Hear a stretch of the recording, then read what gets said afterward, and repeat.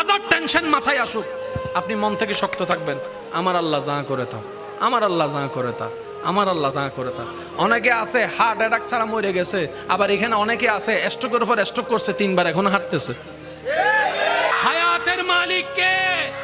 রিজিকের মালিক কে? ইজ্জত দেওয়ার মালিক কে? সম্পদ দেওয়ার মালিক কে? সুস্থতা দেওয়ার মালিক কে? সব দয়া করার মালিক কে? ওই আল্লাহ আছে না নাই? দেখে কি দেখে না? দিতে পারে কি পারে না?